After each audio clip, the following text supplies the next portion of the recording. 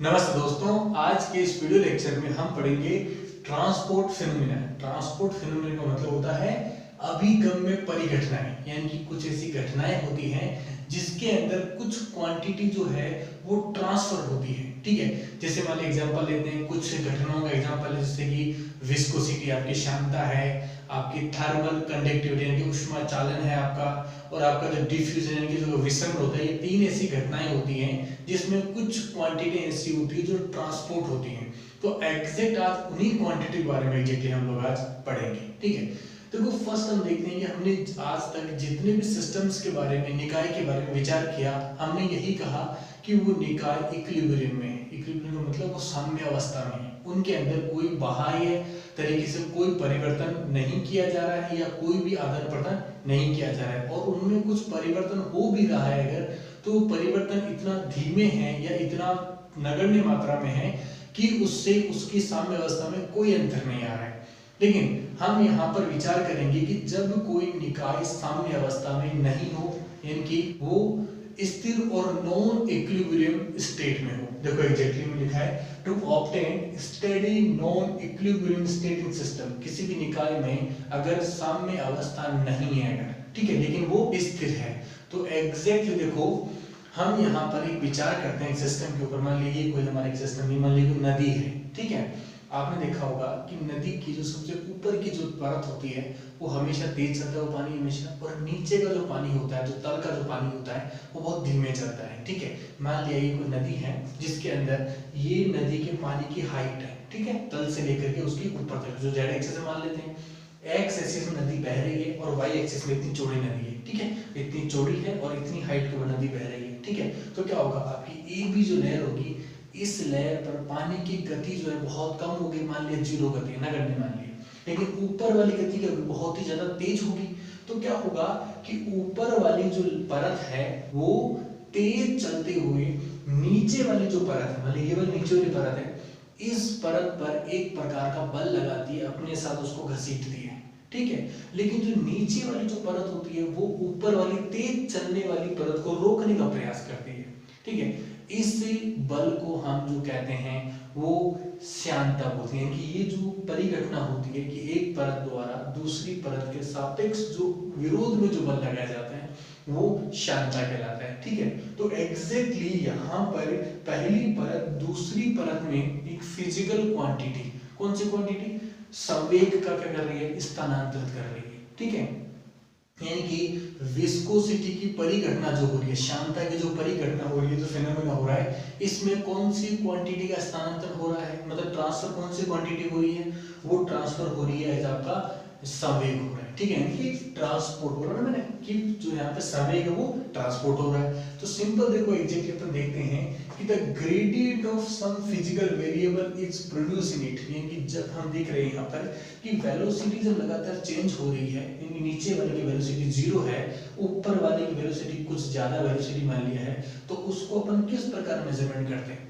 हम ग्रेडियंट लेते हैं। ग्रेडियंट का मतलब होता है प्रवणता। प्रवणता मतलब होता है कि नीचे से ऊपर की ओर वो किस प्रकार गति बढ़ रही है, कितनी गति बढ़ रही है, उसको अपन प्रवणता कहते हैं। तो यानी कि सिंपल सी बात है कि जब यहाँ पे 0 है और यहाँ पे बहुत ज्यादा स्पीड है, तो उसमें क्या होगा, प्रत्येक परत में धीरे धीरे स्पीड कम होती जाएगी और नीचे से ऊपर जाए तो स्पीड क्या हो जाएगी, बढ़ती जाएगी। इसका मेजरमेंट अपन हमेशा ग्रेडियंट से लेते हैं। ठीक है, प्रवणता से इसका हमेशा मेजरमेंट किया जाता है। तो यानी कि उसमें प्रवणता प्रोड्यूस हो गई है, क्योंकि इसमें तो क्या है, ये सिस्टम इक्विलिब्रियम में नहीं है।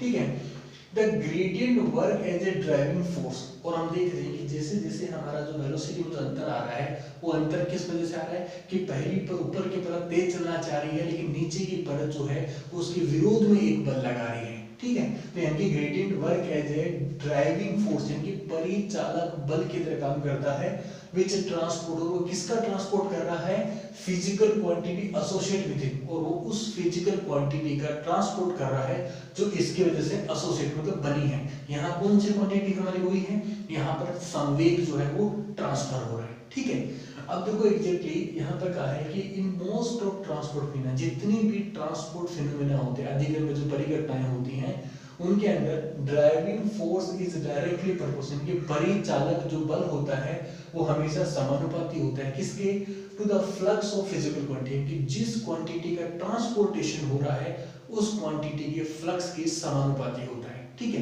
यानी कि यहाँ पर ट्रांसपोर्ट क्या था, संवेग का ट्रांसपोर्ट। तो संवेग जो क्वांटिटी का ट्रांसपोर्ट हो रहा है ये किसके समानुपाती है, ये एक तो परिचालक बल के समानुपाती है। ठीक है, तो एग्जैक्ट तो हमारा फॉर्मूला क्या बनेगा कि फ्लक्स ऑफ फिजिकल क्वांटिटी, यानी कि जो भी फिजिकल क्वांटिटी ट्रांसपोर्ट हो रही है, ठीक है, उसका जो फ्लक्स का मतलब क्या होता है, किसी भी एक यूनिट एरिया में से एक सेकंड में पार होने वाला जो भी मटेरियल है, जो भी गैस है, जो भी लिक्विड है या कोई फील्ड लाइंस हैं, वो सब क्या कहलाती है, फ्लक्स कहलाती है हमारी। तो यानी कि उस क्वांटिटी का जो फ्लक्स होगा वो किसके बराबर होना चाहिए, वो होना चाहिए ट्रांसपोर्ट कोएफिशिएंट, यानी कोई भी एक कांस्टेंट जो कि एक ट्रांसपोर्ट कांस्टेंट कहलाता है।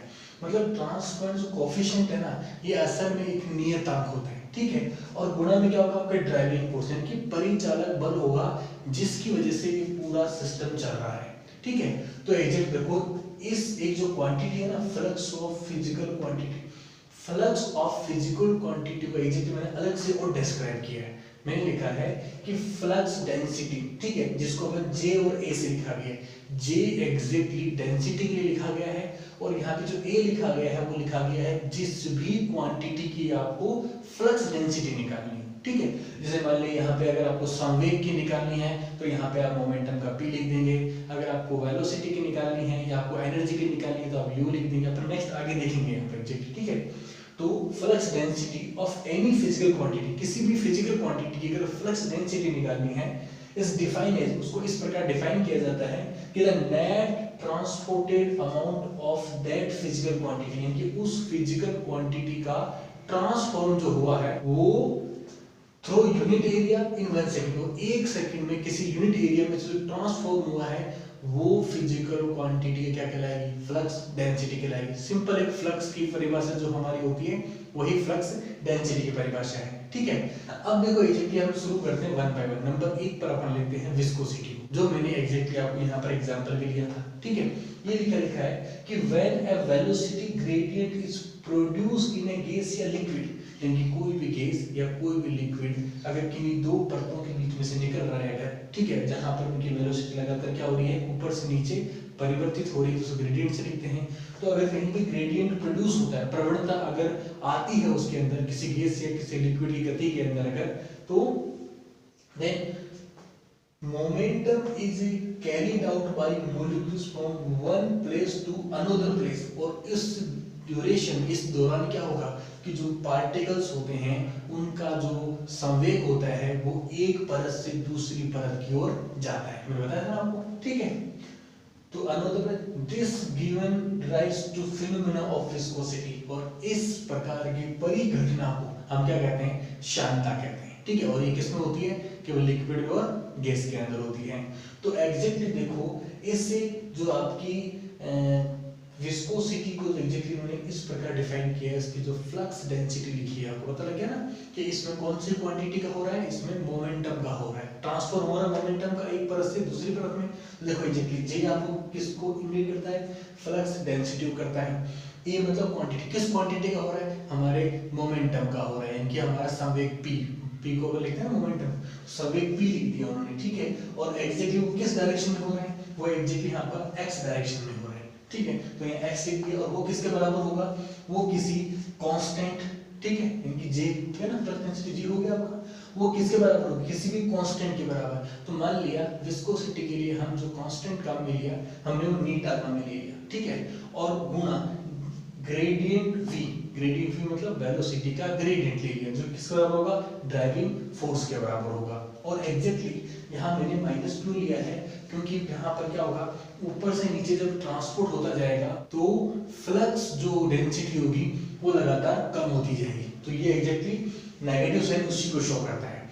अब देखो एग्जैक्टली यहाँ पर हमने क्या कहा कि एक परत द्वारा दूसरी परत पर संवेग मोमेंटम का चेंज हो रहा है। देखो मोमेंटम के चेंज के लिए हमको न्यूटन का नियम पता है, न्यूटन का जो सेकंड लॉ होता है वो क्या होता है कि जो फोर्स होता है यानी बल जो होता है वो किसके बराबर होता है, आपके संवेग के अंतर यानी delta p upon delta t आपको दिख रहा होगा। ठीक है, अगर हम इस बल को हमारी जो कंडीशन है देखो per unit area in 1 second, इसके अंदर लेते हैं अपन अगर, तो क्या होगा एफ अपॉन ए पर यूनिट एरिया हो जाएगा। और पर सेकेंड देखो change in momentum with respect to जो टाइम है आपका delta P upon delta T, ये असल में 1 सेकेंड में क्या होगा आपके फोर्स के बराबर हो जाएगा, है ना, एफ पी हो जाएगा आपका। तो एग्जैक्टली आपका जो फोर्स अपॉन जो एरिया है वो किसके बराबर हो जाएगा, आपका मोमेंटम के बराबर हो जाएगा। और वो मोमेंटम जो है वो असल में किसके बराबर है, वो एग्जैक्टली हमें फ्लक्स डेंसिटी के बराबर हो जाएगा, ठीक है। यानी कि उस वाले से देखो एग्जैक्टली आपका एफ अपॉन ए जो है आपका वो किसके बराबर हो गया, वो एग्जैक्टली डेंसिटी के बराबर हो गया, ठीक है। ये जेपी किसकी है, ये मोमेंटम की डेंसिटी तो है एग्जैक्टली, और क्या है देखो वहां पर क्या होगा F is equal to delta P upon delta T है। अगर आप पर सेकेंड करोगे तो क्या हो जाएगा एफ इक्वल टू पी हो जाएगा। और अगर वहां पर आप डेंसिटी लाना चाहोगे तो क्या करना पड़ेगा आपको, पर यूनिट एरिया लेना पड़ेगा। तो एफ के नीचे आपने पर यूनिट एरिया लिया तो पी के नीचे भी क्या लोगे आप, पर यूनिट एरिया लोगे आप। और मोमेंटम पर यूनिट एरिया पर सेकंड हमारी डेफिनेशन किस बराबर हो जाएगा आपका, जे के बराबर हो जाएगा, ठीक है। तो एग्जैक्टली उस वाले नियम से मैंने क्या किया है एफ एक्स अपॉन ए किसके बराबर लिख दिया मैंने, जेपी और एक्स के बराबर लिख दिया।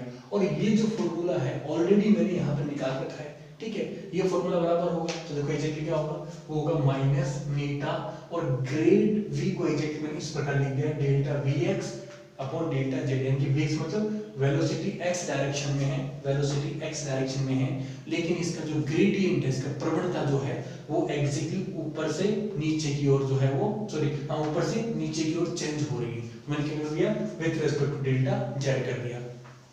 अब देखो एग्जैक्टली इस प्रकार का जो फॉर्मूला मुझे मिला उससे मैं क्या निकाल सकता हूँ, फोर्स निकाल सकता हूँ। तो मेरा एफ एक्स से बराबर होगा minus eta A delta B X upon delta Z होगा। और जो यहाँ पे नीटा है वो क्या है आपका, वो आपका विस्कोसिटी कोएफिशिएंट कहलाता है, ठीक है। और इस नियम को एग्जैक्टली इस नियम को क्या कहते हैं, न्यूटन लॉ ऑफ विस्कोसिटी, यानी कि न्यूटन ने विस्कोसिटी का जो लॉ दिया था वो एग्जैक्टली यही वाला था, ठीक है। अब नेक्स्ट देखते हैं एग्जैक्टली कि मान लिया एज्यूम करो यहाँ पर ये नदी नहीं है, यहाँ पर कोई भी एक बॉक्स है जिसके ऊपर की जो परत CD है, ठीक है, उस परत का तापमान बहुत ज्यादा है और जो आपकी AB परत है उस परत का तापमान बहुत कम है। तो क्या होगा, तापमान जो होगा वो ऊपर से नीचे की ओर जाएगा।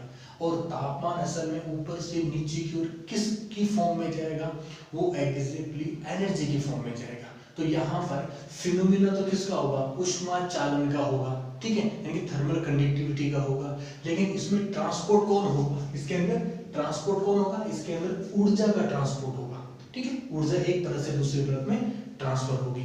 देखो exactly when there is a temperature gradient, मतलब टेम्परेचर ग्रेडियंट मतलब इन दोनों परतों में जो तापमान का अंतर है उसको ग्रेडियंट के फॉर्म में लिखा जाता है। तो यहाँ पर देखो टेम्परेचर ग्रेडियंट ग्रेड टी लिख दिया उसे, ठीक है ना।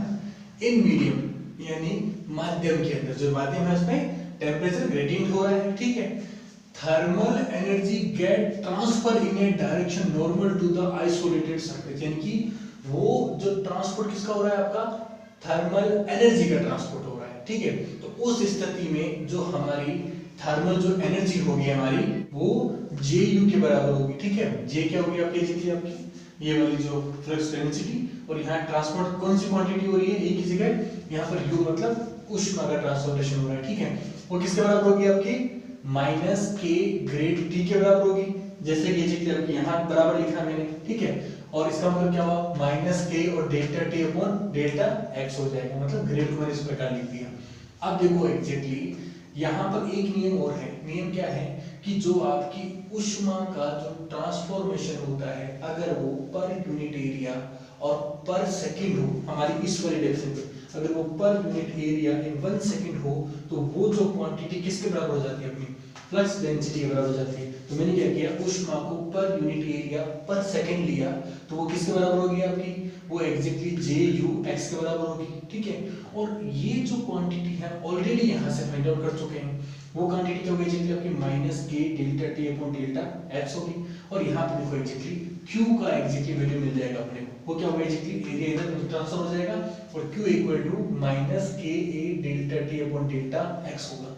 यहाँ पर जो K होगा वो क्या होगा, कोफिशिएंट ऑफ थर्मल कंडक्टिविटी यानी ऊष्मा चालन होगा, ठीक है। और इस नियम को हम क्या कहते हैं, this law is called a Fourier law. और ये जो नियम होता है वो किसका कहलाता है, फोरियर नियम कहलाता है। देखो यहाँ पर जो मैंने नीटा निकाला था, इस नीटा की वैल्यू को जो मैंने यहाँ एग्जैक्टली लिखा है विस्कोसिटी के लिए, विस्कोसिटी कोएफिशिएंट लिखा है। K की वैल्यू एग्जैक्टली मैंने यहाँ लिखा है थर्मल कंडक्टिविटी, ठीक है। एग्जैक्टली इन सब की वैल्यू को डिटेल में पूरे डेरिवेशन से हम हमारे नेक्स्ट इन लेक्चर्स में निकालेंगे, जहां पर हम इनको इंडिविजुअली एक एक करके सॉल्व करेंगे, ठीक है।